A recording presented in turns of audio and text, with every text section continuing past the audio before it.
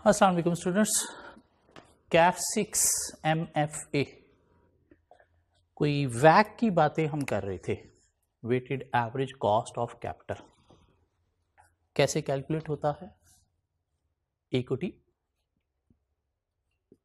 Into cost of equity KE plus debt into cost of debt KD plus preference share into cost of preference shares mean KP divided by equity plus debt plus preference shares अगर question में है तो। ठीक हो गया। Equity की हमें market value चाहिए, कैसे कैलकुलेट होती है हम सीख चुके हैं। क्या ख्याल है? कांस्टेंट डिविडेंड है तो market value is equal to dividend divide by KE। क्या कह रहा है? अगर कॉन्स्टेंटली ग्रोइंग डिविडेंड है तो market value is equal to dividend into 1+G या D1 divided by KE minus G। ठीक हो गया। या मार्केट वैल्यू ऑफ इक्विटी का मतलब क्या था? Present value of future dividends. Present value of future dividends. अगर नंबर ऑफ ईयर्स डिफाइंड है तो हम उतने ईयर्स की प्रेजेंट वैल्यू निकाल लेंगे according to discount factor. Discount factor क्या यूज करेंगे? KE। और अगर ईयर नहीं है, मीन परपेचुटी है, तो फिर हमने फार्मूलाज सीख लिए। ठीक हो गया। KE कैसे कैलकुलेट करना है? तो KE डिविडेंड वैल्यूएशन मॉडल के थ्रू भी कैलकुलेट की जा सकती है। KE cost of equity is equal to dividend divided by market value. क्या ख्याल है? डिविडेंड पर शेयर ले रहे हैं तो मार्केट वैल्यू भी पर शेयर लेंगे। कॉन्स्टेंटली ग्रोइंग डिविडेंड है तो KE is equal to D1 divided by market value plus G। ठीक हो गया। यहां तक हमने देख लिया। जब कहते हैं कि KE कैलकुलेट करने का हमारे पास एक और मेथड भी है जिसे नाम देते हैं कैपम का। क्या कहला है? KE कैलकुलेट करने का हमारे पास एक और मेथड भी है जिसे बोलते हैं कैपम। कैपम stands for capital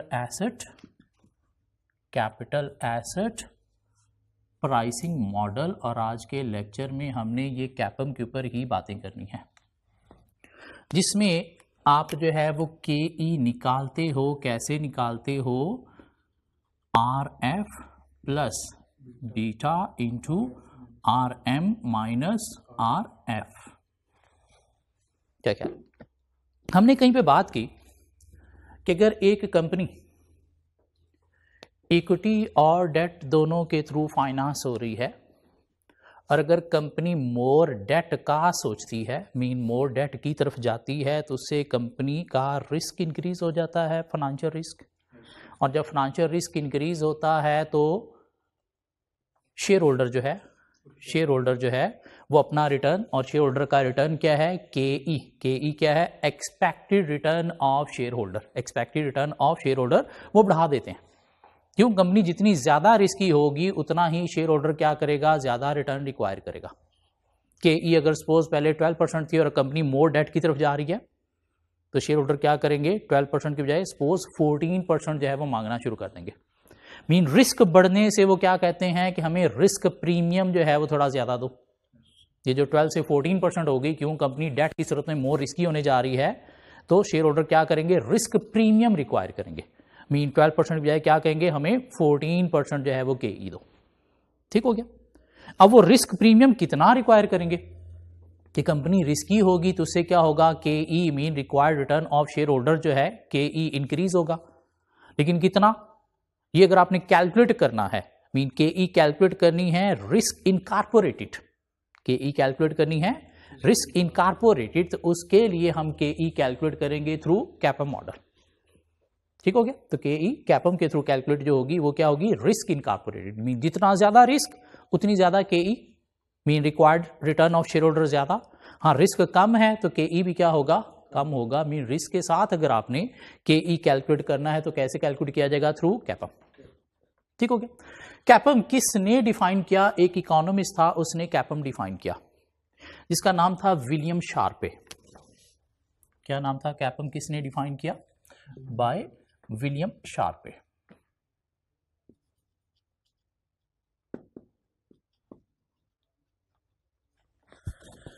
so William Sharpe ने कैपम मॉडल डिफाइन किया कि इसलिए रिस्क इनकॉर्पोरेटेड केई कैलकुलेट करने के लिए, रिस्क इनकॉर्पोरेटेड केई कैलकुलेट करने के लिए। ठीक हो गया। तो हम चलते हैं कि ये कैसे उसने डिफाइन किया, इसके अंदर ये आर एफ क्या है, ये बीटा क्या है, कैसे ये चीज़ें कैलकुलेट होती हैं, ये R M minus R F क्यों है, तो इन चीज़ों की डिटेल में चलते हैं। ठीक हो गया। हमने थोड़ा सा डिफाइन कर लिया था कि जो आर एफ है, आर एफ का मतलब क्या है, आर एफ क्या है, risk free return, risk free return क्या होता है अभी डिस्कस करते हैं। ये जो आर एम है इसके अंदर ये क्या है, market rate of return, market rate of return mean market rate. और ये जो बीटा है ये क्या है, बीटा मीन सिस्टमैटिक रिस्क। क्या, सिस्टमैटिक रिस्क क्या होता है थोड़ी देर में डिस्कस करते हैं। ठीक हो गया। सपोज आप इन्वेस्टर हो, आपके पास कोई 1 लाख रुपया, आप हो इन्वेस्टर, आपके पास कोई 1 लाख रुपया है। कितना रुपया है आपके पास, 1 लाख रुपया है, और आप कहीं पे इन्वेस्टमेंट करना चाहते हो। ठीक हो गया। कहीं पे इन्वेस्टमेंट करना चाहते हो तो इन्वेस्टमेंट करते वक्त आप क्या देखोगे कि मुझे रिटर्न कितना मिल रहा है, जो रिटर्न जहां से ज्यादा मिलेगा वहां पे आप इन्वेस्टमेंट करोगे ना। क्या कहला, मार्केट में जब आप इन्वेस्ट करने गए, इन्वेस्ट करते वक्त आपको पता चला आप कंपनीज में भी इन्वेस्टमेंट कर सकते हो, आप बैंक में भी इन्वेस्ट कर सकते हो। ठीक हो गया। या गवर्नमेंट के बॉन्ड में भी इन्वेस्टमेंट कर सकते हो। आपने देखा है कि अगर आप बैंक में इन्वेस्टमेंट करते हो, बैंक में इन्वेस्टमेंट करते हो तो बैंक सपोज आपको रेट दे रहा है कितना, 6%। बैंक कितना रेट दे रहा है, 6%। किसी कंपनी में इन्वेस्टमेंट करते हो तो वो आप बाद में देखोगे। तो सबसे पहले अगर आप देखोगे तो कंपनी ज्यादा सिक्योर इन्वेस्टमेंट है या बैंक ज्यादा सिक्योर इन्वेस्टमेंट है, बैंक। क्यों, बैंक क्या है, रिस्क फ्री इन्वेस्टमेंट है कि आपकी इन्वेस्टमेंट डूबेगी नहीं, आपको रिटर्न भी मिलेगा। तो ये जो बैंक आपको 6% दे रहा है ये क्या होता है, R F, rate of risk free investment. ठीक हो गया।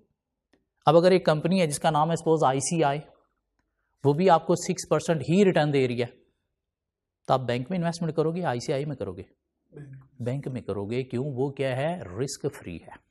ठीक हो गया।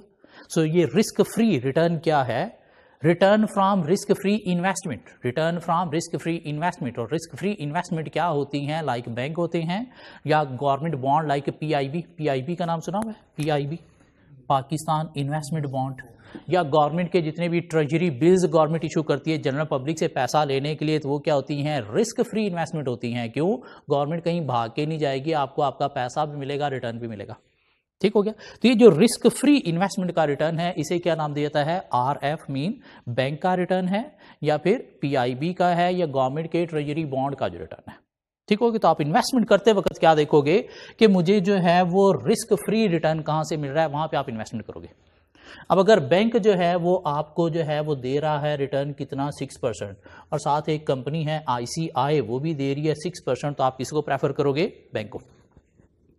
हाँ, आईसीआई अगर आपको 7% रिटर्न दे तो आईसीआई रिस्क फ्री नहीं है। क्या कहला, आईसीआई रिस्क फ्री नहीं है, वो एक कंपनी है जो मार्केट में एग्जिस्ट करती है, और मार्केट में एग्जिस्ट करती है तो उसमें रिस्क ज्यादा होता है। तो अगर वो भी आपको उतना ही रिटर्न दे रहा है जितना आपको रिस्क फ्री इन्वेस्टमेंट दे रही है, तो आप कभी भी कंपनी में इन्वेस्टमेंट नहीं करोगे। कहां पे करोगे, रिस्क फ्री इन्वेस्टमेंट में करोगे। हाँ, आईसीआई 7% दे तो फिर भी शायद आप बैंक को ही प्रेफर करोगे, क्यों, उधर रिस्क ज्यादा है। 8% दे तो फिर भी शायद आप बैंक को ही प्रेफर करोगे। हाँ, अगर आईसीआई आपको कोई 10-11% रिटर्न दे रहा है, 6% की बजाय कितने परसेंट रिटर्न दे रहा है, 11% रिटर्न दे रहा है, तो फिर आप आईसीआई को प्रेफर करोगे। क्यों, हमें बैंक की निस्बत 5% यहां से ज्यादा मिल रहा है। क्या कहला, ये जो 5% ज्यादा मिल रहा है ये किस चीज का मिल रहा है, रिस्क का मिल रहा है। तो ये जो 5% ज्यादा मिल रहा है इसे हम कह सकते हैं कि रिस्क प्रीमियम हमें मिल रहा है, इसलिए हम आईसीआई में इन्वेस्टमेंट करेंगे। क्या ख्याल है, रिस्क प्रीमियम हमें मिल रहा है इसलिए हम आईसीआई में इन्वेस्टमेंट करेंगे as compare to risk free investment. ठीक हो गया। तो ये जो रिस्क फ्री रिटर्न है आर एफ, ये क्या है, रिस्क फ्री इन्वेस्टमेंट का रिटर्न। ठीक हो गया। अब आप कंपनी में इन्वेस्टमेंट करोगे, अगर आपको साथ कोई रिस्क प्रीमियम मिलेगा, रिस्क प्रीमियम अगर देखो तो रेट कितना है 11%, तो आपको यहाँ से 6% से 11% पे जाने पे कितना प्रीमियम मिल रहा है 5%, तो इसलिए आप कंपनी में इन्वेस्टमेंट कर दोगे। ठीक हो गया। अब ये जो RM है ये क्या है, मार्केट रेट ऑफ रिटर्न है। मार्केट रेट ऑफ रिटर्न बोले तो यही 11% क्या है, RM है। मीन मार्केट में अगर किसी कंपनी में आप इन्वेस्टमेंट करते हो तो वहां से आपको रिटर्न कितना मिलेगा, तो वो क्या है, RM। ठीक हो गया। अब बात करते हैं ये बीच में बीटा क्या है, और RM और RF, इसको रिस्क प्रीमियम का नाम भी दिया जाता है। कैसे, थोड़ी देर में बात करते हैं। रिस्क प्रीमियम क्या है, ये जो मार्केट का रेट है 11% और माइनस रिस्क फ्री इन्वेस्टमेंट का रेट, तो बीच में क्या था 5%, तो ये क्या है, रिस्क प्रीमियम है। ये जितना ज़्यादा होगा उतना आपका डिसीजन मेकिंग अच्छा होगा कंपनी में इन्वेस्टमेंट करने के लिए as compare to risk free investment. ठीक हो गया। चलिए अब बात करते हैं आगे और क्या। So risk incorporated cost of equity mean KE निकालने के लिए हम क्या यूज करते हैं, कैपम। RF क्या है, risk free return, RM market return minus risk free return, और तो ये क्या बन जाता है, रिस्क प्रीमियम बन जाता है। ठीक हो गया। अब विलियम शार्पे कहता है कि एक कंपनी में इन्वेस्टमेंट करते वक्त दो तरह के रिस्क जो है वो इन्वेस्टर को फेस करना पड़ते हैं। 2 टाइप ऑफ रिस्क। एक होता है सिस्टेमैटिक रिस्क,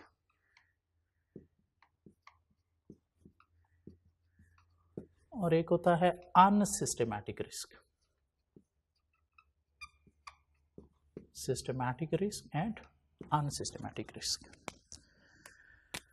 अनसिस्टेमैटिक रिस्क क्या है, risk relating to a particular business. एक पर्टिकुलर बिजनेस से रिलेटेड जो रिस्क है वो क्या है, unsystematic risk. While systematic risk क्या है, risk in relation to whole share market.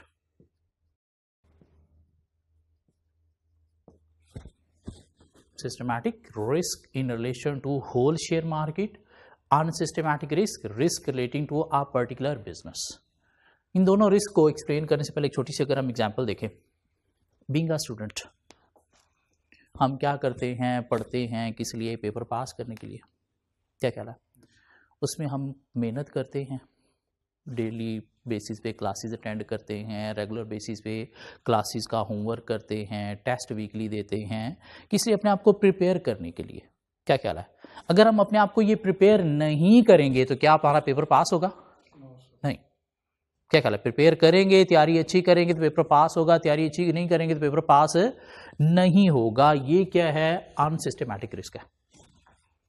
Risk relating to a particular student, एक स्टूडेंट से रिलेटेड है कि अगर वो पढ़ेगा तो पेपर पास करेगा, मीन अच्छा काम करेगा, रेगुलर क्लासेस अटेंड करेगा, डेली होमवर्क करेगा, वीकली टेस्ट देगा, एंड पे मॉक देगा तो पेपर पास करेगा।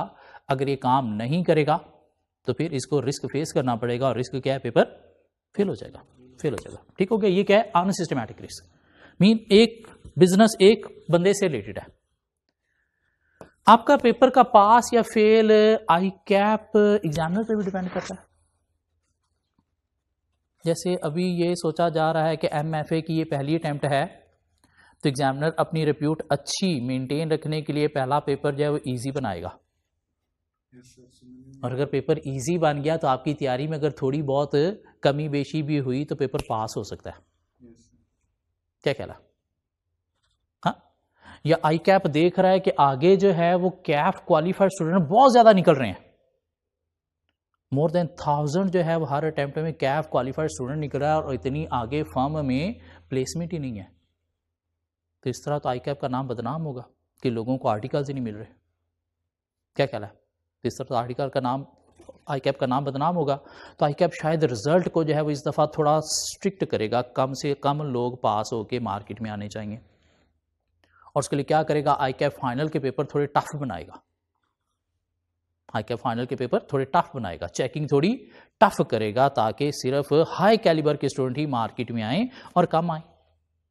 दिस मीन पेपर अगर टफ बनेगा, चेकिंग अगर कम होगी, क्यों मार्केट में स्टूडेंट कम निकालने हैं, तो इससे अगर हमारी तैयारी में हमारे पेपर में ज़रा सी भी कमी बेशी हुई तो पेपर फेल हो सकता है।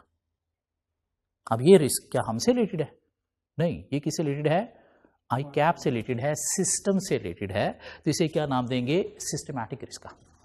मीन वो रिस्क जो हमसे रिलेटेड है कि हम पढ़ेंगे तो पास होंगे, नहीं पढ़ेंगे, तैयारी नहीं करेंगे, रेगुलरिटी नहीं मेंटेन करेंगे तो फेल हो जाएंगे। और वो रिस्क जो सिस्टम से रिलेटेड है, सिस्टम बोले तो आई कैप से रिलेटेड है कि आई कैप इजी पेपर बनाएगा, क्यों? पहली अटेम्प्ट है, एग्जामिनर अपनी रिप्यूट को मेंटेन रखना चाहेगा। क्या कहला है? पहली अटेम्प्ट है, स्टूडेंट्स को मोटिवेट करने के लिए इस पेपर की तरफ रिजल्ट अच्छा देने की कोशिश करेंगे।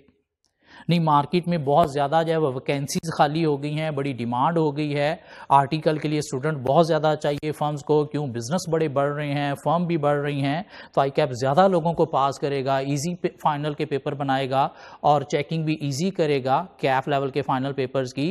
तो ये क्या है? सिस्टमैटिक रिस्क कम है या फिर ज़्यादा है। ठीक हो गया? थोड़ी सी बात क्लियर होती है, unsystematic, systematic.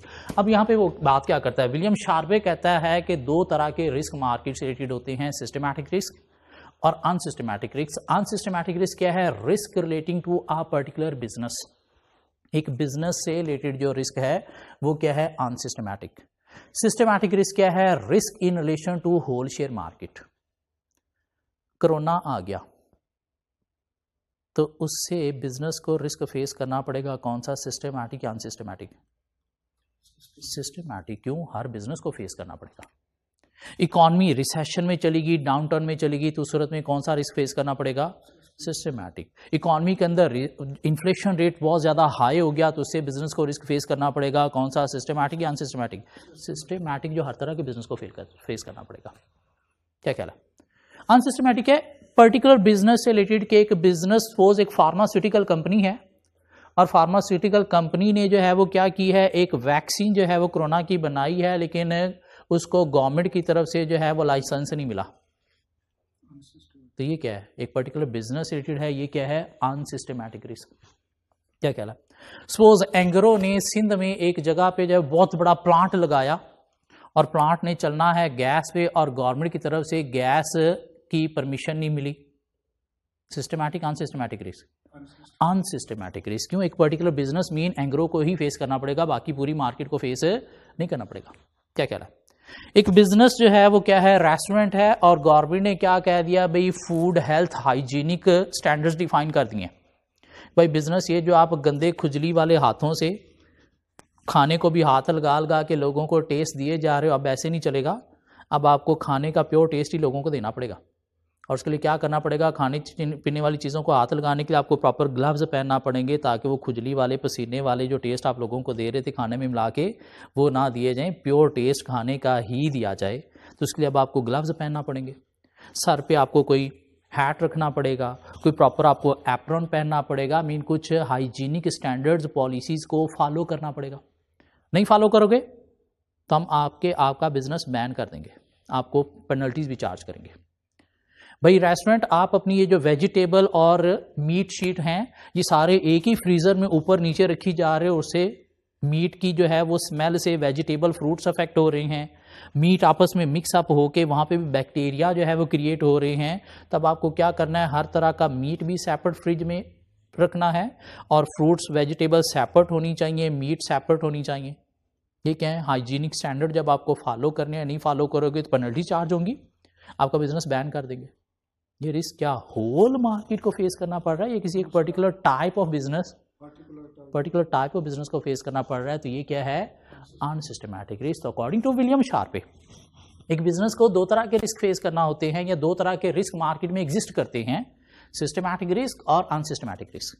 Unsystematic particular business related है और सिस्टमैटिक होल मार्केट से रिलेटेड है। ठीक हो गया? कहते ये जो अनसिस्टमैटिक रिस्क है इसको बिजनेस क्या कर सकता है? एलिमिनेट कर सकता है। Can be eliminated. कैसे एलिमिनेट किया जा सकता है? Through diversification. कैसे एलिमिनेट किया जा सकता है? Through diversification. डाइवर्सिफिकेशन का मतलब क्या है? क्या आप इस बिजनेस में इन्वेस्टमेंट करने के बजाय किसी अदर बिजनेस में इन्वेस्टमेंट कर लो, ताकि इस बिजनेस को अगर रिस्क फेस करना पड़े तो आप क्या करो, बाकी बिजनेस से सर्वाइवल की तरफ आ सको। क्या ख्याल है? तो एलिमिनेट किया जा सकता है कैसे? डाइवर्सिफिकेशन के थ्रू। डाइवर्सिफिकेशन का क्या मतलब क्या है कि अपनी इन्वेस्टमेंट को डिफरेंट बिजनेसेस में इन्वेस्ट करो, या ऐसा बिजनेस जहां पे आपको कोई रिस्क फेस करना पड़ रहा है वहां से इन्वेस्टमेंट निकाल लो, मीन शेयर सेल कर दो, वहां से पैसा निकाल के किसी ऐसे बिजनेस में ले जाओ जहां पे रिस्क कम हो। ठीक हो गया? ये जो सिस्टमैटिक रिस्क है वो कहता है जी that can not be eliminated, इसको एलिमिनेट नहीं किया जा सकता। क्यों? मार्केट के अंदर आपने रहना है तो एक ऐसा रिस्क लाइक कोरोना आ गया है तो हर बिजनेस को फेस करना पड़ेगा। एलिमिनेट करने का मतलब क्या? क्या बिजनेस बंद कर दो? कौन सा बंद करोगे? सारे बंद करना पड़ेंगे भाई। इकोनॉमी रिसेशन में चली गई है तो कैसे एलिमिनेट करोगे? नहीं एलिमिनेट हो सकता। बिजनेस बंद कर दो तो कहीं और करो, और कहां पे करोगे? उसको भी तो इकोनॉमी इफेक्ट कर रही है। इन्फ्लेशन बहुत ज्यादा हाई हो गया इकोनॉमी के अंदर, तो क्या इस रिस्क को एलिमिनेट आप कर सकते हो? नहीं, जब तक कोई इन्फ्लेशन का इंपैक्ट खत्म नहीं होता तब तक आपको फेस करना ही करना पड़ेगा। ठीक हो गया? तो इसे एलिमिनेट नहीं किया जा सकता, इसे कंपनसेट किया जा सकता है, बट कैन बी कंपनसेटेड। कैसे? Through high return. कि आप क्या करो, अपने रिटर्न जो है वो ज़्यादा कर दो तो उससे कंपनसेट हो जाएगा। इन्फ्लेशन हो गया है, कॉस्ट ऑफ प्रोडक्शन ज़्यादा हुई है ना, तो क्या करो, अपनी प्राइसेस बढ़ा दो, उससे आपका प्रॉफिट मेंटेन रहेगा। तो क्या हुआ, रिस्क कंपनसेट हो जाएगा लेकिन एलिमिनेट नहीं हो सकता। ठीक हो गया? जबकि ये एलिमिनेट हो सकता है, इसे कंपनसेट नहीं किया जा सकता। Can not B compensated mean वो कंपनसेट होगा सिस्टमैटिक, ये कंपनसेट नहीं होगा, ये एलिमिनेट होगा थ्रू डाइवर्सिफिकेशन। वो एलिमिनेट नहीं हो सकता। क्यों? एलिमिनेट करने का मतलब क्या है? बिजनेस बंद करना, और अगर बंद करोगे तो और किसी बिजनेस में भी आप नहीं जा सकते। क्यों? वो रिस्क होल शेयर मार्केट को अफेक्ट कर रहा है, सिर्फ एक पर्टिकुलर टाइप ऑफ बिजनेस को ही अफेक्ट नहीं कर रहा था। ठीक हो गया? सो अनसिस्टमैटिक रिस्क, सिस्टमैटिक रिस्क थोड़ा सा कवर होता है। क्या ख्याल है? वो कहते हैं ये जो सिस्टमैटिक रिस्क है इसको इनकॉर्पोरेट किया जाता है थ्रू बीटा। इसको इनकॉर्पोरेट किया जाता है थ्रू बीटा, मीन बीटा के थ्रू इसे इनकॉर्पोरेट किया जाता है। और ये बीटा क्या है? Systematic risk. Systematic risk mean risk relating to whole share market, mean पूरी शेयर मार्केट से रिलेटेड जो रिस्क है उसे क्या नाम दिया गया है? बीटा। यहां तक बात समझ आती है? सो के ई रिस्क इनकॉर्पोरेटेड कैलकुलेट करने का हमारे पास एक मेथड है, कैपम, विलियम शार्पे ने डिफाइन किया, जिसमें आप के ई निकालोगे कैसे? Risk free return plus beta into R M mean market rate of return minus R F, और ये R M minus R F क्या है? Risk premium, mean risk free investment में अगर आपको रिटर्न मिल रहा है 6%, मार्केट में किसी कंपनी में लाइक आईसीआई में इन्वेस्टमेंट करने का रिटर्न आपको मिल रहा है 11%, तो बीच में ये जो 5% डिफरेंस आपको मिल रहा है रिस्क मार्केट में इन्वेस्टमेंट करने का, ये क्या है? Risk premium. रिस्क प्रीमियम, इसको हम कहेंगे मार्केट रिस्क प्रीमियम, मीन ये रिस्क प्रीमियम है किसका? पूरी मार्केट का। ठीक हो गया? अब इसके साथ इनकॉर्पोरेट किया जाता है सिस्टमैटिक रिस्क मीन बीटा को। सिस्टमैटिक रिस्क मीन बीटा को। अब ये बीटा कैलकुलेट कैसे होता है? ये बीटा कैलकुलेट कैसे होता है? सपोज एक हमारी पूरी मार्केट है, उसके अंदर कोई 30-40 कंपनीज हैं। ठीक है, 30-40 कंपनीज हैं, उसमें एक कंपनी आईसीआई भी है, उसमें एक कंपनी जो है वो एमसीबी भी है, उसमें एक कंपनी जो है वो सपोज बाटा भी है, उसमें एक कंपनी सपोज जो है वो एप्पल भी है, उसमें एक कंपनी सपोज फेसबुक भी है, उसमें और भी काफ़ी सारी कंपनी हैं, और उसके अंदर सपोज एक कंपनी एबीसी कंपनी भी है। ठीक है, एबीसी कंपनी भी है। ये कि हमारे पास सपोज कोई 30-40 कंपनीज हैं। ठीक हो गया? ये नंबर 1 है, 2 है, 3 है, 4 है, 5 है, और सो ऑन, ये 40 नंबर की कंपनी है।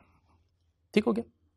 अब हमने देखना है कि जो पूरी मार्केट है, इस पूरी मार्केट में जो फ्लक्चुएशन होती है, इस पूरी मार्केट में जो फ्लक्चुएशन होती है किस चीज में, स्टॉक में, शेयर्स में जो फ्लक्चुएशन होती है वो कितने % है, तो पता चला जी पूरी मार्केट का जो रेट है वो है 20%। मीन मार्केट के अंदर जो है वो कंपनी के शेयर्स की प्राइसेस में जो फ्लक्चुएशन होती है वो कितने % होती है, 20%। ठीक हो गया। अब हमने देखना है ICI जिसमें हम सपोज इन्वेस्टमेंट करने जा रहे हैं, इसमें कितने % फ्लक्चुएशन होती है, तो पता चला जी ICI में सपोज फ्लक्चुएशन होती है 9%। एक और भी हमारे पास अपॉर्चुनिटी है ABC कंपनी में इन्वेस्टमेंट करने की भी, और ABC में हमने देखा जी फ्लक्चुएशन कितने % होती है, पता चला जी यहां पे फ्लक्चुएशन होती है 30%। मीन मार्केट में सारी कंपनीज जो ऑपरेट कर रही हैं उसमें अगर शेयर की प्राइस में फ्लक्चुएशन को देखा जाए तो वो कितने % है, 20%। ICI के शेयर की प्राइस में जो फ्लक्चुएशन है वो कितनी है, 9%। ABC कंपनी की शेयर की प्राइस में फ्लक्चुएशन है कितनी, 30%। ठीक हो गया। दिस मीन ICI में फ्लक्चुएशन है 9%, पूरी मार्केट में फ्लक्चुएशन है कितनी, 20%। तो हम क्या करेंगे, ICI का बीटा निकालेंगे। कैसे निकालेंगे, ICI का जो फ्लक्चुएशन है डिवाइडेड बाय मार्केट का जो फ्लक्चुएशन है कितना आया, 0.45। क्या कहला, 0.45। इसको हम क्या कहेंगे कि जो ICI में अगर हम इन्वेस्टमेंट करते हैं, ICI में अगर हम इन्वेस्टमेंट करते हैं तो जो हमें रिटर्न मिलेगा वो कितने % चांस है कि हमें रिटर्न मिलेगा, 9% चांस है कि हमें रिटर्न मिलेगा। दिस मीन ये क्या है, beta of ICI, this mean 0.45/1। क्या कह रहा, 0.45/1 हमें जो है वो, दिस मीन ICI में इन्वेस्टमेंट करना अच्छी बात है। ये ABC में, ABC का अगर हम बीटा निकालें तो ABC का बीटा कैसे निकालेंगे, 30% डिवाइड बाय 20%, क्या आया,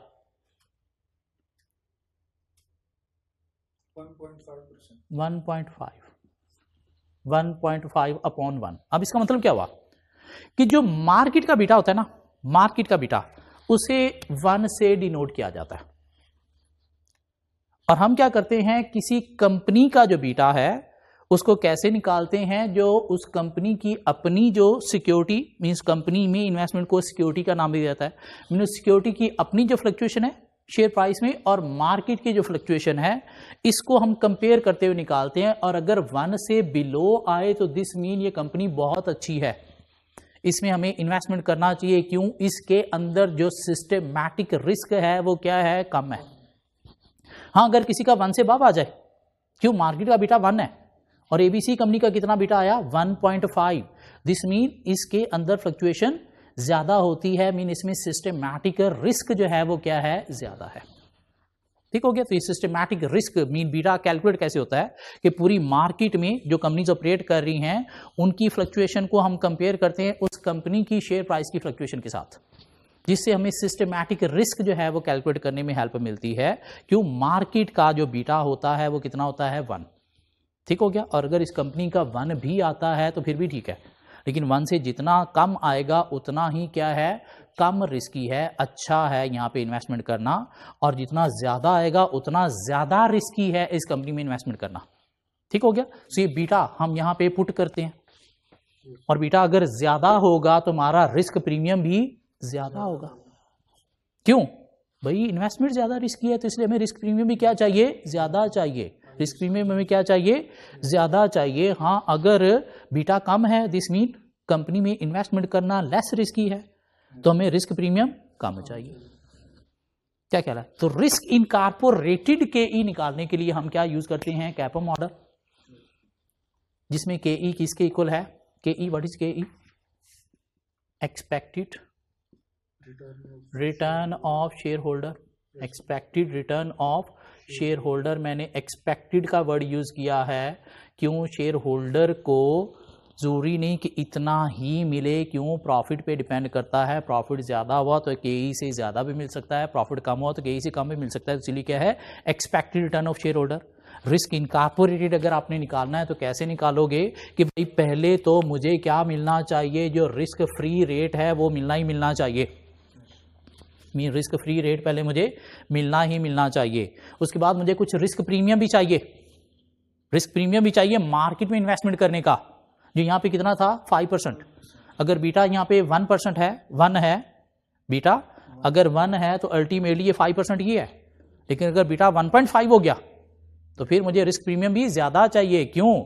कंपनी का बीटा मीन सिस्टमैटिक रिस्क जो है वो क्या है, ज्यादा है। तो उस सूरत में मुझे फिर रिस्क प्रीमियम कितना चाहिए, 7.5% चाहिए। 5% नहीं, कितना चाहिए, 7.5% चाहिए। बीटा 2 है तो फिर रिस्क प्रीमियम मुझे 5% नहीं, कितना चाहिए, 10% चाहिए। क्यों? कंपनी ज्यादा रिस्की है ना, कंपनी ज्यादा रिस्की मीन बीटा ज्यादा है, कंपनी ज्यादा रिस्की है, तो मुझे रिस्क प्रीमियम भी क्या चाहिए, ज्यादा चाहिए। This mean RM minus RF क्या है, risk premium of the market, risk premium of the market. तो अगर इसको हम बीटा के साथ इनकॉर्पोरेट कर देंगे तो क्या बन जाएगा, सिक्योरिटी रिस्क प्रीमियम,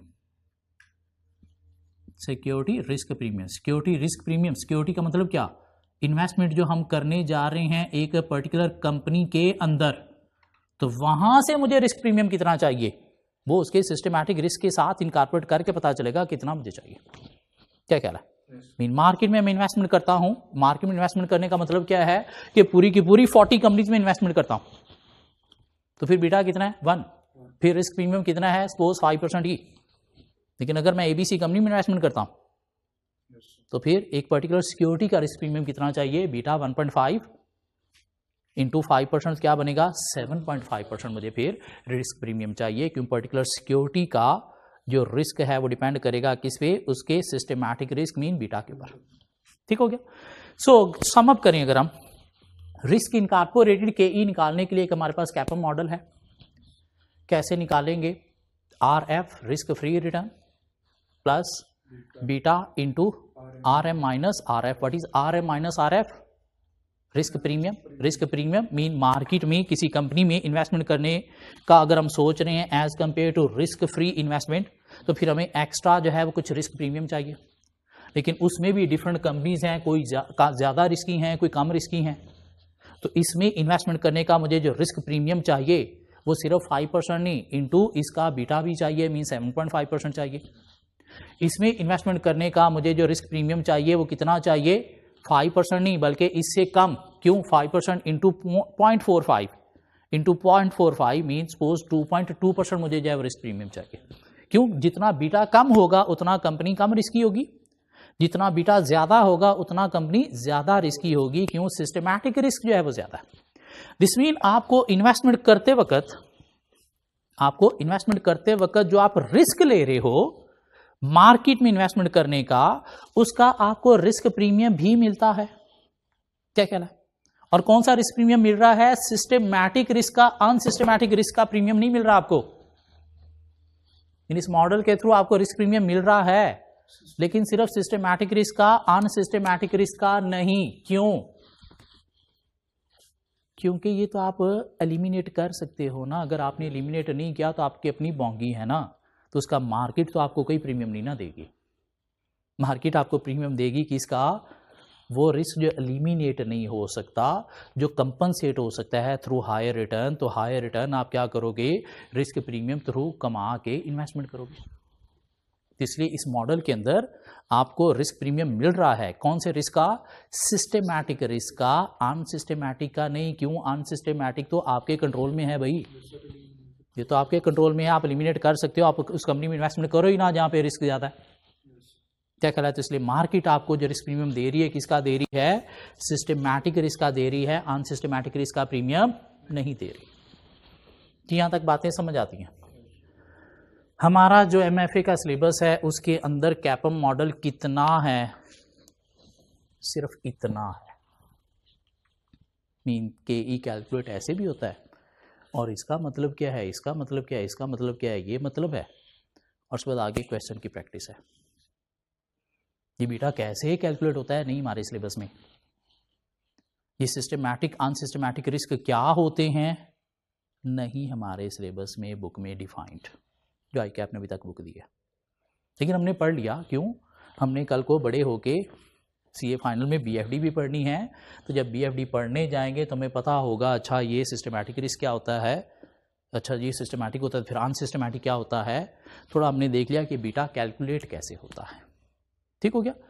सो वैक is equal to equity into cost of equity plus debt into cost of debt plus preference shares into cost of preference shares divided by weight of all financing mean equity plus debt plus preference shares. अब हम चलते हैं कुछ questions की तरफ, कुछ questions practice करते हैं सर।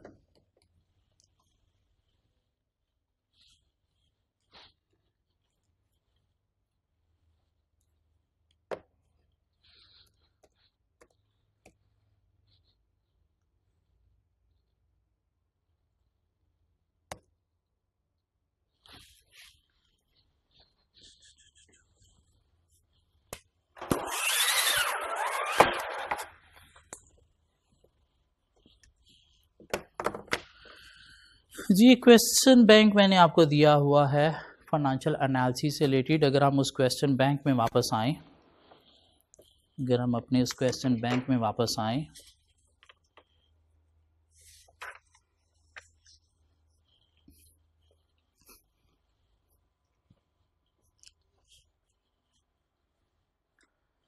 कुछ क्वेश्चन थे हमारे पास कैपम से रिलेटेड, ये मिटा दूं मैं।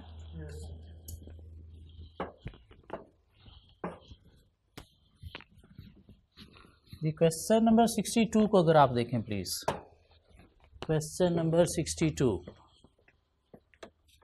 क्वेश्चन नंबर 62 क्या कहता है?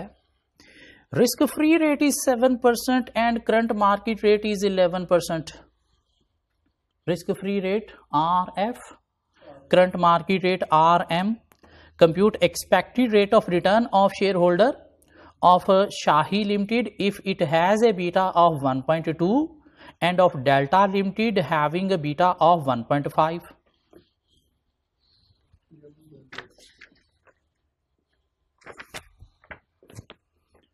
जी क्वेश्चन 62,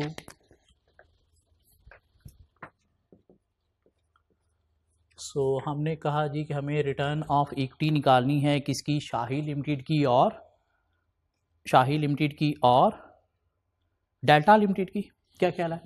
RE इक्वल है किस चीज के? RF इंटू के प्लस इंटू या plus beta into RM minus RF।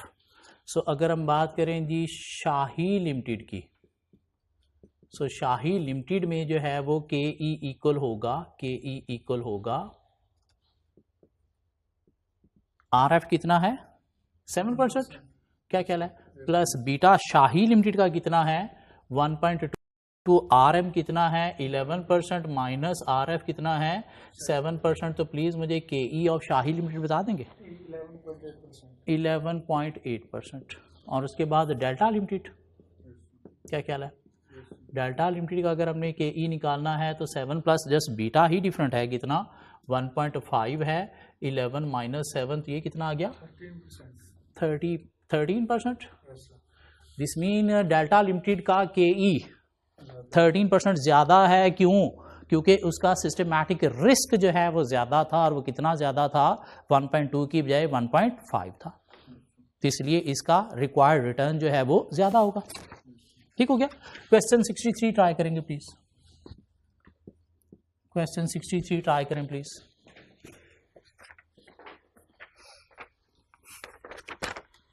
Question 63, the rate of return available for investor on government bond is 4%. What is this government bond? Risk-free investment mean RF 4%. The average return on market investment is 7%. What is this? RM. The company's equity beta is 0.92. Calculate return of shareholder. Calculate return of shareholder. 0.92 beta है, तो KE is equal to कितना है हमारे पास sir? 4% plus beta कितना है? 0.92। 7% minus 4%। What is KE? 6.76%। 6.76%। क्या ख्याल है? क्वेश्चन 64 में जाएं। Shareholders have an expected rate of return of 9% from ordinary shares in Abu Dhabi Limited. What is this? Shareholder have an expected rate of return of 9%. This is KE, expected return of shareholder. KE दिया हुआ है हमें. Which have a beta of 1.25. Beta कितना है? 1.25. And the expected return to the market are 8%. और market का return RM है 8%. तो आपको क्या करना है? What will the expected rate of return from ordinary shares in Dubai Limited which have a beta of 1.8? हाँ, ऊपर हमें अबू धाबी लिमिटेड का डाटा दिया गया है, नीचे उसने दुबई लिमिटेड का आपसे जो है वो निकाल लिया है के ई. अगर बीटा ये हो तो ठीक है, आर एम तो हमारे पास है, बीटा हमारे पास है, क्या आर एफ है हमारे पास? नहीं. तो आर एफ हम निकाल सकते हैं, आर एफ हम निकाल सकते हैं. क्या ख्याल है? तो पहले ऊपर वाले पार्ट से पहली 1.5 लाइन से आप आर एफ निकालोगे प्लीज जरा फार्मूला में पुट करके.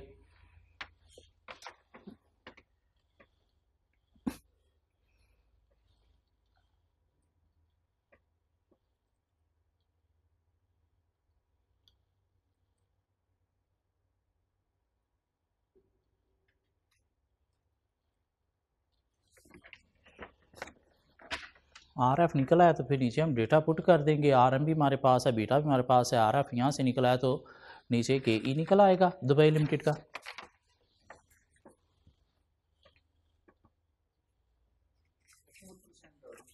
फोर % आर एफ आ रहा है. कैसे सर 4% आ गया? क्वेश्चन 64 हमने कहा जी कि के ई जो है वो इक्वल होता है R F plus beta into R M minus R F. ऐसे के ई उसने हमें क्वेश्चन में गिवन दे दिया सर. कितना के ई दे दिया उसने?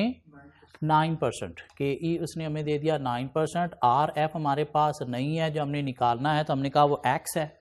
प्लस बीटा हमारे पास है, कितना बीटा है? 1.25. क्या ख्याल है? इंटू आर एम हमारे पास है, और आर एम कितना है? 8%. माइनस हमने क्या कर लिया जी? एक्स. क्या ख्याल है? ऐसे ही अब क्या किया हमने जी? 9 is equal to X plus 1.25 into 8 करें तो क्या आता है सर? 10. 1.25 इंटू 8 करें तो 10 आ गया. हम पूरी कैलकुलेशन में चले जाते हैं. माइनस क्या आ गया जी? 1.25x. ठीक हो गया? ऐसे ही है. 10 को उधर ले जाओ तो क्या बन जाएगा? 9 minus 10 is equal to X minus 1.25x. क्या ख्याल है? इधर से क्या आ गया जी? -1 is equal to minus 0.25x. ऐसी क्या ख्याल है? माइनस माइनस प्लस हो गया. हाँ, तो x is equal to 1 divided by 0.25 is equal to 4%. हाँ, mean what is R F is equal to 4%. उसके बाद हम चले गए कहाँ पे? दुबई लिमिटेड में. तो दुबई लिमिटेड का हमने के ई निकालना है, तो K E is equal to 4 plus beta K E. Dubai limited का कितना दिया है सर? 1.8 इंटू आर एम कितना है? 8 माइनस 4. तो प्लीज़ मुझे के ई दे देंगे दुबई लिमिटेड का कितना निकलता है? दुबई लिमिटेड का के ई दे दें प्लीज़. 11.2%. 11.2% जी. सब एग्री करते हैं इस चीज़ के साथ? ऑनलाइन वालों एक दो शहादतें मुझे और दे दो. 11.2% प्लीज़ कैलकुलेट करके मुझे आंसर दे दो, फिर आगे चलते हैं.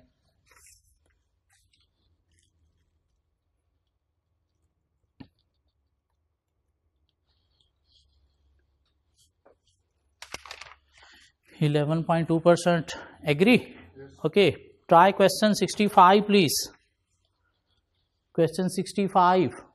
A company's share have a current market value of 13.00 mean 13 rupees. एक शेयर की प्राइस है.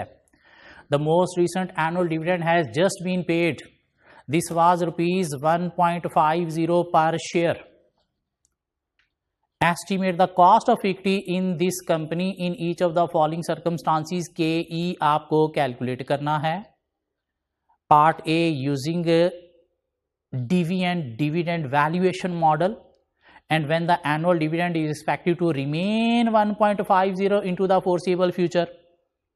मतलब क्या हुआ, कांस्टेंट डिविडेंड कितना 1.50 का मिलेगा। सो आपको क्या निकालना है, के ई निकालना है। क्या ख्याल है? सो क्वेश्चन 65 की तरफ अगर हम जाएं तो पार्ट ए में आप जो है वो के ई निकालोगे कैसे, dividend divided by market value, और डिविडेंड आपके पास है कितना 1.50 पर शेयर आपने दिया है, पर शेयर मार्केट वैल्यू कितनी है 13। सो व्हाट इज के ई, इतना 1.5 डिवाइड बाय 13 0.11 इंटू 100 11% आ गया ना, 11.5%। क्या कहला, ये तो बच्चों वाला क्वेश्चन है यार आप लोगों के लिए।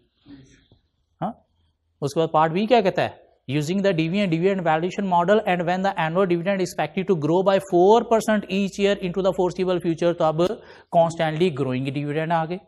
तो कॉन्स्टेंटली ग्रोइंग डिविडेंड के लिए आप जो है वो के ई निकालते हो, कैसे निकालते हो, D1 क्या कहला है, D1 divided by market value plus G. D1 का मतलब क्या था, जो करंट डिविडेंड है उसके साथ ग्रोथ अटैच करके, मीन डी इंटू 1 प्लस जी। क्या हो गया, डी इंटू 1 प्लस जी क्या हो गया। हाँ, सो डी इंटू 1 प्लस जी ले लो, डी हमारा कितना है 1.5, ग्रोथ कितना है 1 + 4% डिवाइड बाय मार्केट वैल्यू पर शेयर हमारे पास 13 दी गई है प्लस 4%। तो प्लीज़ मुझे आंसर दे दें यहाँ से भी बी का 16%। दोबारा देख लें, 1.5 करंट डिविडेंड है इंटू 1 प्लस ओवर 13 प्लस जी भी किया 4%, तो कितना आ गया हमारे पास 16%। ठीक हो गया। अब पार्ट सी, उसमें भी क्या कहता है, द कैपम इज यूज्ड, कैपम के थ्रू आपने के ई निकालना है। The equity beta is 1.2, risk free cost of capital is 5% and the expected market return is 14%। तो बीटा दे दिया गया है, आर एफ दे दिया गया है, आर एम दे दिया गया है। तो क्या करेंगे जी, हम चले जाएंगे फार्मूला में, K E is equal to R F plus beta into risk premium. क्या कह रहा है, आर एफ कितना सर 5% प्लस बीटा कितना 1.2, आर एम कितना 14 माइनस 5, व्हाट इज के ई, व्हाट इज के ई 15.8%। क्या ख्याल है, ये तो बच्चों वाला क्वेश्चन था, ऐसे फजूल में आपने 2-3 मिनट में ज़ाया कर दिए। हाँ, अब ऐसे क्वेश्चन भी मैं करवाऊंगा क्लास में। चले मूव ऑन 66 क्वेश्चन पे। क्वेश्चन 66 अटेम्प्ट कर दें प्लीज़ मुझे। The risk free rate of return is 6%, R F, the average market return is 10%, R M, what will be the return expected from a share whose beta is this?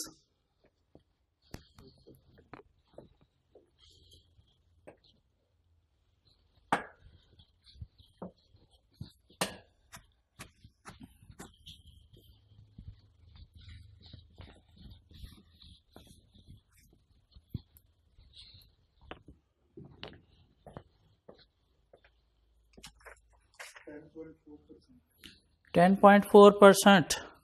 Part 1 का answer 10.4% किसी का ना निकला हो। Part 1 का answer question 66, part 1 में आपने निकालना है के ई, आर एफ हमें क्वेश्चन में गिवन है कितना 6% प्लस बीटा हमें क्वेश्चन में गिवन है कितना 1.1, आर एम हमारे पास है कितना 10 माइनस 6, तो 10 पॉइंट, क्या आंसर निकला था सर 11.5%। पार्ट 1 का, जी सर। पार्ट 1 का यस सर। 11.5%,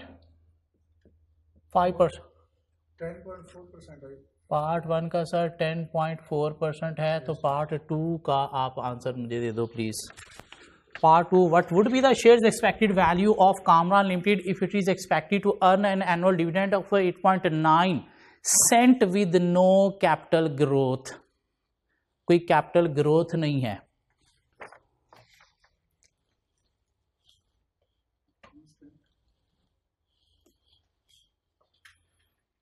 जी आपको क्या चाहिए, what would be the shares expected value of Kamran limited mean आपको मार्केट वैल्यू चाहिए, क्या ख्याल है? मार्केट वैल्यू चाहिए आपको जो इक्वल होती है किस चीज के, डिविडेंड डिवाइडेड बाय के ई के। डिविडेंड उसने क्वेश्चन में बता दिया कितने सेंट का, 8.9 सेंट्स, 8.9 सेंट्स, तो क्या हो जाएगा 0.089 कि 0.89, हाँ डिवाइड बाय 100 कर दो ना, 8 डिवाइड बाय 100 करो क्या आता है 0.089, तो डिवाइड बाय के ई अभी ऊपर आपने निकाला है कितना 10.4%। तो प्लीज मुझे आंसर दे दो क्या मसला क्या है इसमें।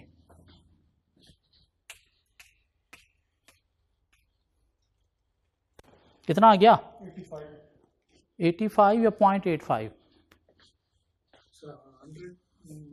0.858 पर शेयर क्या है मार्केट वैल्यू, पर शेयर मार्केट वैल्यू क्या कह रहा है, या आप क्या कह दोगे 85.8 सेंट पर शेयर, यूं भी कह सकते हो, क्या कह रहा है 85.8 cents per share,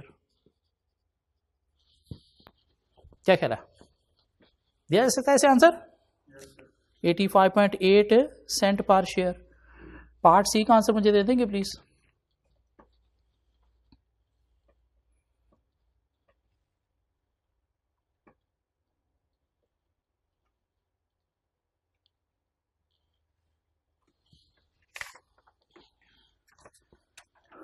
What would be the expected share price mean market value निकालनी है Kamran Limited if expected dividend for the next year is 12 cent, next year का dividend 12 cent and it is expected to grow at 3% per annum till infinity, growth rate भी साथ आपको दे दिया गया है और नेक्स्ट डिविडेंड उसने दे दिया है। सर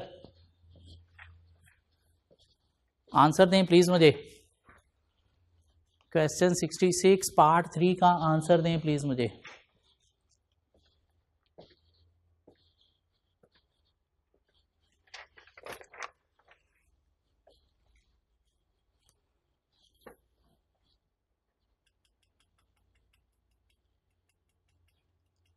क्वेश्चन 63 का आंसर देने मुझे। कंफ्यूज कर रहा है, ऑनलाइन वाले तो निकाल के बैठे हुए हैं आंसर। चलो ऑनलाइन वालों हम करते हैं। पार्ट 3 क्या चाहिए आपको सर? सर क्या चाहिए आपको? मार्केट वैल्यू चाहिए, क्या ख्याल है? जो इक्वल होगी किस चीज़ के, D1 डिवाइडेड बाय के ई माइनस जी के। हाँ D1, क्या क्वेश्चन में D1 ही गिवन है? सर क्या क्वेश्चन में D1 ही गिवन है या D नॉट गिवन है? सर D1 ही गिवन है, expected dividend for the next year. हमें यहाँ पे next year mean D1 next year का ही डिविडेंड लेना होता है, उसको आप फर्दर ग्रोथ नहीं आपने मल्टीप्लाई करना। आपके पास ऑलरेडी नेक्स्ट ईयर का ही डिविडेंड दिया गया है, कितना दिया गया है सर 12।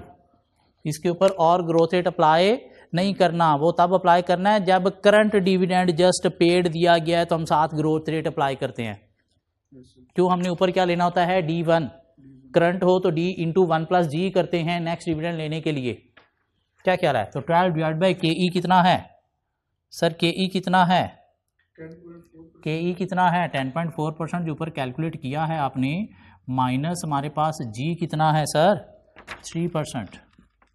आप प्लीज मुझे आंसर दे दें मार्केट वैल्यू का। हाँ सेंट लेने हैं, ठीक है ठीक है। कितना है 12 सेंट है ना? 12 सेंट है तो क्या आ जाएगा 0.12 नीचे 10.4% माइनस 3% 1.62 पर शेयर, 1.62 पर शेयर। जी मुश्किल या इजी? फिलहाल तो इजी लग रहा है। क्वेश्चन 67 का आंसर भी दे दें प्लीज मुझे। क्वेश्चन 67 का आंसर दे दें सर।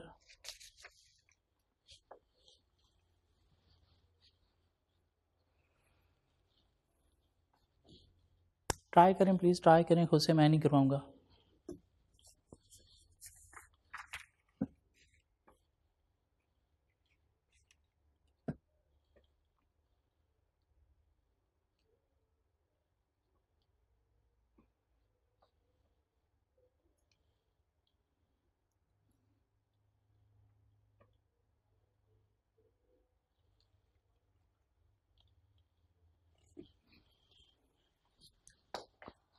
मैं नहीं करवाऊंगा, आपको खुद ही करना होगा।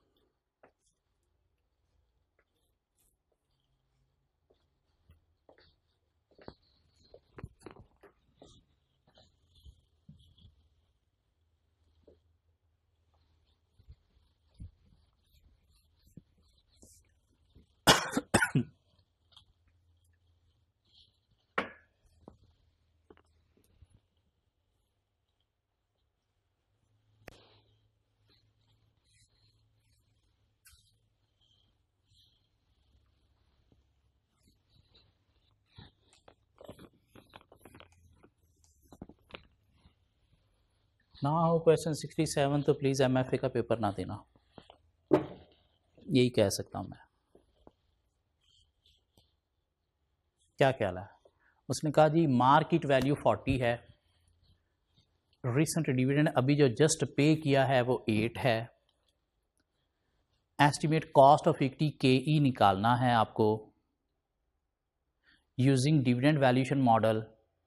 अगर एनुअल डिविडेंड 8 ही फोर्सेबल फ्यूचर में भी हो, मीन कांस्टेंट डिविडेंड हो, तो what is KE?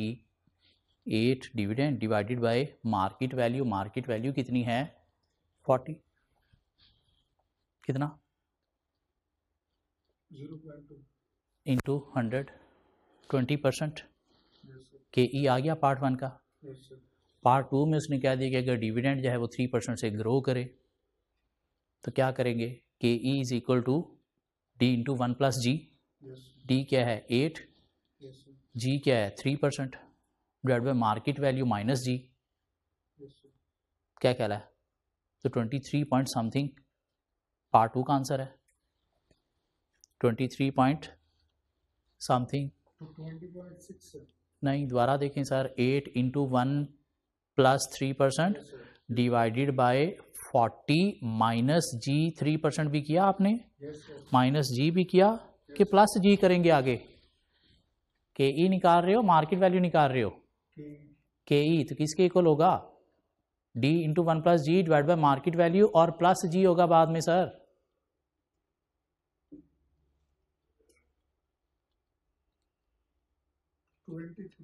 23.6%। yes sir part 3 का आंसर मुझे दे दें बीटा। आपके पास है RF 5% है और रिस्क प्रीमियम दे दिया उसने 8%। Risk premium, what is risk premium? RM minus RF उसने कैलकुलेट करके दे दिया सर आपको। तो करें please. 5 plus 1.15 into 8, 5 plus 1.15 into 8 कितना? 17%। दोबारा कैलकुलेट करके देखें जरा। 5% प्लस 1.5 into 8%। हाँ जी। 0.17 है। 5% प्लस 1.15 इंटू 8,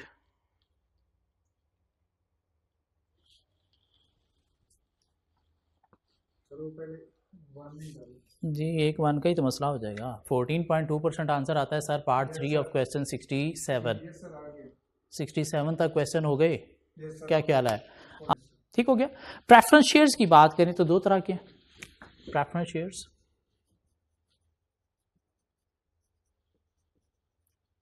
दो तरह के होते हैं, रिडीमेबल और इरिडीमेबल।